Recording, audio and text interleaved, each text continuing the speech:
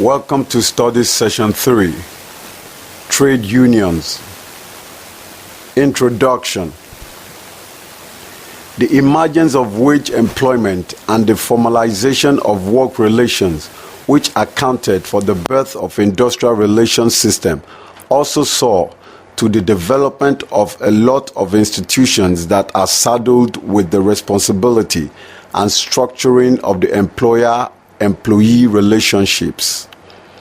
Trade unions fall into the categories of one of the earliest institutions to perform such functions. We will be examining the meaning, aims, and functions of trade unions in this study session. Learning outcomes. When you have studied this session, you should be able to define trade union, discuss the aims of trade unions, explain the functions of trade unions. What is a trade union? Webb and Webb, 1897, define a trade union as a continuous association of wage earners for the purpose of maintaining and improving the conditions of their working lives. Webb's definition implies a permanent association rather than one which is created for a particular purpose and disbanded at a later date. This definition brings to fore three elements. A. Continuity or relative permanency of organization. B. A goal, purpose, improving conditions. C. Employment, the economic and authority relationship between two parties, workers and employers. Otobo, 2005. The aforementioned three elements were reflected in the definition of trade union as given by Nigerian Trade Union Act 1973, Section 1, as any combination of workers or employer, whether temporary or permanent, the purpose of which is to regulate the terms and conditions of employment of workers, whether the combination in question would or would not, apart from this act, be an unlawful combination by reason of any of its purpose being in restraint of trade, and whether its purposes do not include the provision of benefits for its members. Otobo, 2005, defined a trade union as a continuous organization of employees that seeks to maintain and improve the terms and conditions of employment through collective bargaining representation with the employer, from which it remains autonomous, and through other means. In trying to define a trade union, Poole, 1981, looked at what a trade union stood for. These are: A. Moral institutions, in the sense of focusing on such ideals as brotherhood of man, more than just distribution of wealth, justice, etc. B. Part of a revolutionary tradition, the role of social consciousness in determining the economic, political, and social action in the transformation of capitalist society to a socialist one as reflected in the writings of Karl Marx and others. C. A psychological or defensive reaction to early conditions of industrialism, the influence of harsh industrialism on the formative period of unions, and thus outlook or perceptions of members regarding jobs, skills, and outsiders. D. As institutions shaped by economic forces and essentially business or welfare in outlook, the economic conditions, and E.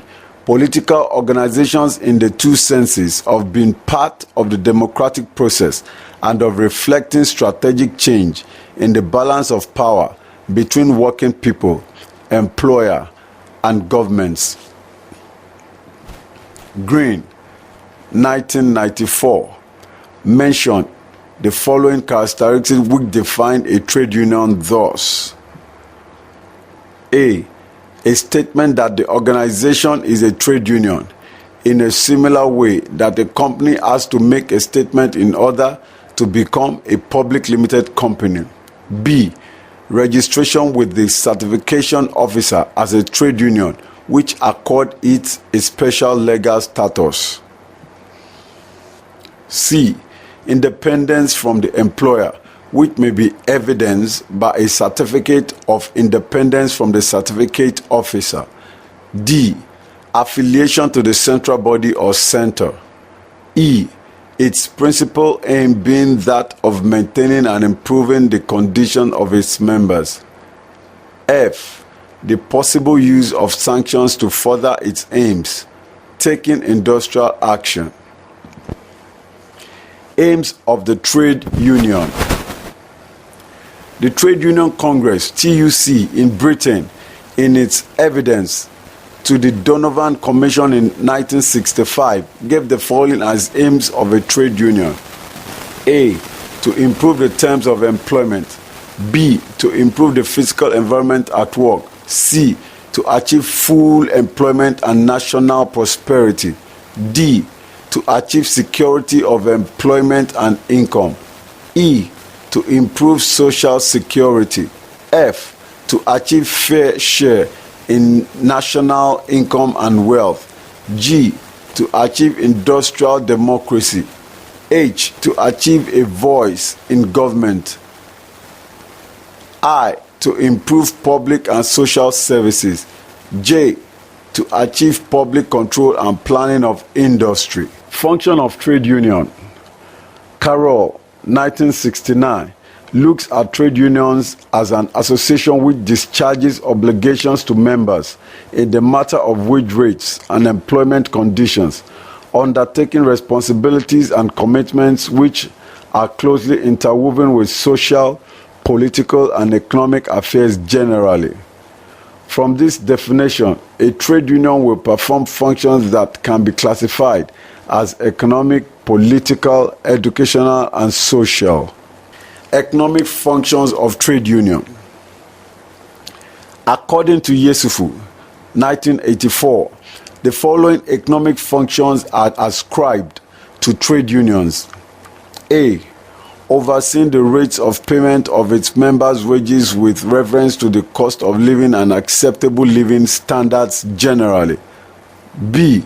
Fair compensation through wages by comparing the rates and scales of pay of employees in similar or comparable employments of its members. C. Guaranteeing job security. Unions interact with employers to prevent retrenchment of labor, and if retrenchment becomes inevitable, to minimize its effect in terms of numbers to be retrained. Compensation for retrenchment and the establishment of the rules and principles which would govern such retrenchment. D. Guaranteeing income security. This is making sure employees' wages are not unlawfully desecrated through unnecessary fines and undue delays in payment. Also, income should be guaranteed during sickness, periods of unemployment, and at old age. E. Guaranteeing increase in solitary and constant promotion of workers to higher positions, opportunities for training to occupy higher responsibilities. F. Promote higher levels of productivity among workers. This is pursued because the viability of the enterprise is the viability of workers themselves. Social educational functions of trade union. A. Since a trade union is an association of persons who, for much of their working lives, are exposed to similar social experience, it provides a platform for exchange of experiences and promotion of mutual assistance and cooperation. B. Unions serve as a forum for sharing glad tidings and assist co-members in alleviating problems of their neighbors. Examples are assisting bereaved members, organization of festive dances, etc. C. On the educational level, the arrangement of annual district and local conferences provide opportunity for members of unions to learn about industrial relations, generally, as well as specific problems of wages. conditions of the national economy and the enterprises as they affect the worker. D.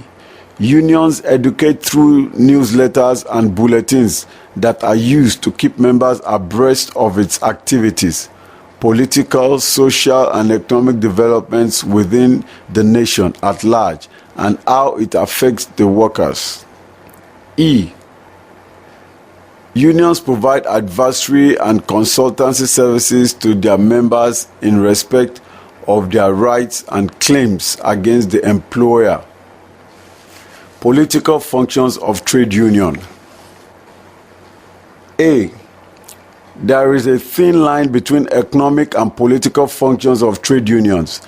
The logic which propels the state to intervene in industrial relations makes trade unions to be interested in politics. Unions are politically allowed because legislations, policies relating to workers' welfare are taken by the government. For example, Labour has parties in Britain and Australia. B. Unions serve as political pressure groups in the legislature to promote workers' interests. C. Unions sometimes finance political candidates for elective posts, hoping that their interests are protected. For example, in Nigeria, most candidates in the Labour Party in 2003 are Labour Union members. D.